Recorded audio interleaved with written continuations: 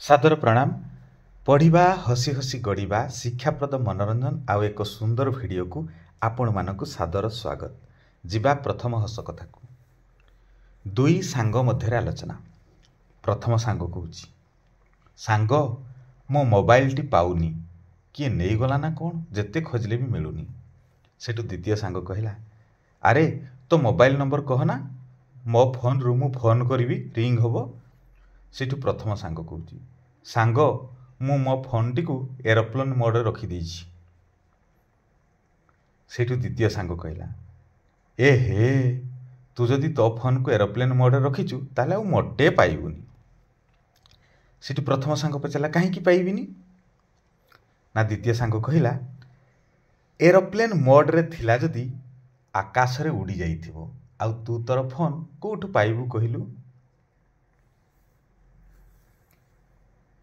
केवल मनोरंजन पर शिक्षा को आधार करी ए वीडियो सब प्रस्तुत करा जाइछि। तेबे जदि मन पसंद हुए लाइक टी निश्चित करिवे। जिबा परवर्ती हस कथा को दुई महिला मध्य आलोचना। दुई जन स्त्री लोक कथा होचंती। प्रथम महिला कहूछि, एथर रज मौज खूब जमिबो। सेठु द्वितीय महिला कहला, काहेकि ए वर्ष कौन रज स्पेशल की। सेठु प्रथम महिला कहूची, ए वर्ष आगुआ मौसुमी साथी रे आउ गोटे स्पेशल अच्छी ना। सेठु द्वितीय महिला पचारा, से स्पेशलिटी कौन, एथर जो रजरे स्पेशल से स्पेशलिटी कौन।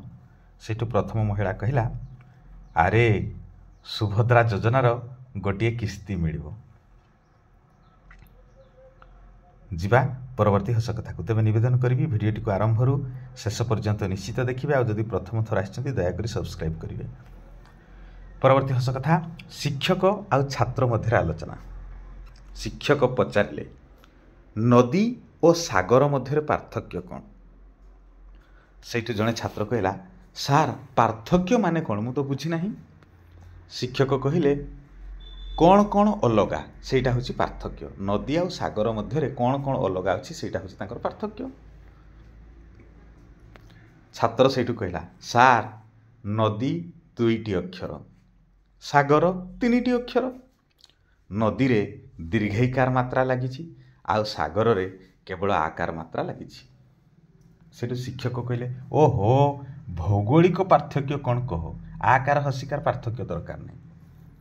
सेठू छात्र जनक कहला, सार नदीर निजर पानी अच्छी आ सागर नदी पानी पाए एतिकी तो पार्थक्य आउ कौन। जिबा परवर्ती हस कथा को। परवर्ती हस कथाटी है दुई सांग मध्य आलोचना। प्रथम सांग कहूची, सांग मु परीक्षा देवाकू सांग परीक्षा देवाकू तू जाउछु ना, तोते बेस्ट ऑफ लक। जड़े सांग आउ जड़े सांग को कहला, सांग परीक्षा देवाकू जाउछु तोते बेस्ट ऑफ लक। सेठू द्वितीय सांग कहूची, सांग सबू कह हेले बेस्ट ऑफ लक कह ना, आउ जहा कहूछु कह। प्रथम सांग चमकी पड़ला, कहला कहीं सांग समस्ते तो कहती बेस्ट ऑफ लक, मु भी कहली। सेठू द्वितीय सांग कहला, अरे सांग तू जदि बेस्ट घरे लक पकई देबू तेबे खोलिबो किए, एणु दयाकरी बेस्ट घरे तू ताला आउ पकाना। जिबा परवर्ती हस कथा को। तेबे पुणी थरे निवेदन करुची, जदि मन पसंद हुए लाइक टी निश्चित करिवे, काहेकि ना शिक्षा को आधार करी मनोरंजन निमंते भिडियो सब प्रस्तुत करा जाइछि। परवर्ती हस कथा, स्वामी आ स्त्री मध्य आलोचना। स्त्री कहउचंती, अरे समस्तंकर बड़ बड़ कठा घर तैयारी कलेनी, आमर केबे करिबा। सेठु स्वामी कहिले, आमर से कठा घर करिवार नाही, आमर जो घर अच्छी यही सब ठीक, आमर कठा घर करिवार नाही। सेठु स्त्री कहिले, काहेकि आउ ए घरे रही हबनी, आमर भी बड़ बड़ बिल्डिंग करिवा ना। सेठु स्वामी कहिले, बाहाघर पूर्वरु पुरा कहूथिलो मु बाली घर टीए तोड़ी देले भी तुम पई राज नर हो जिवो, चलो एबे बाली घर टीए तोड़ी देबी आउ कोन, सेटा तो तुम राज नर हो जिवो। विभिन्न समय रे शिक्षा को आधार करी विभिन्न प्रकार वीडियो एई चैनल रे शेयर करा जाउची। एणु निवेदन करी जदि प्रथम थर आछंती दयाकरी सब्सक्राइब करी आमको आगो को बढ़िया पई गोटे सुंदर प्रेरणा जगाई देबे। परवर्ती हस कथा, ଦୁଇ ମଦୁଆ ସାଙ୍ଗ ମଧ୍ୟରେ ଆଲୋଚନା। ପ୍ରଥମ ମଦୁଆ କହୁଛି, ସାଙ୍ଗ କହିଲୁ ଅଣ୍ଡା ଭିତର ପଟୁ ଆପେ ଭାଙ୍ଗିଲେ କ'ଣ ହୁଏ, ଆଉ ବାହାର ପଟୁ ତାକୁ କିଏ ଭାଙ୍ଗିଦେଲେ କ'ଣ ହୁଏ? ସେଇଠୁ ଦ୍ୱିତୀୟ ମଦୁଆ କହିଲା, ଆରେ ସାଙ୍ଗ, ଅଣ୍ଡା ଭିତରୁ ଭାଙ୍ଗୁ କି ବାହାର ଭାଙ୍ଗୁ ସେଥିରେ କ'ଣ ଯାଇ ଆସେ? ଅଣ୍ଡା ଭାଙ୍ଗିଲେ ଆମଲେଟ୍ ହୁଏ, ଆଉ କ'ଣ ହେବ?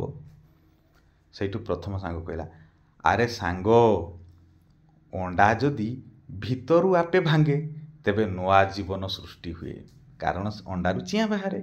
ଆଉ ଯଦି ଅଣ୍ଡାକୁ ବାହାରୁ କିଏ ଭାଙ୍ଗିଦିଏ ତେବେ ଜୀବନ ନଷ୍ଟ ହୁଏ, କାରଣ ସେଠୁ ଆଉ ଚିଆଁ ହେଇପାରେ ନା, ଛୁଆ ହୋଇପାରେ ନା।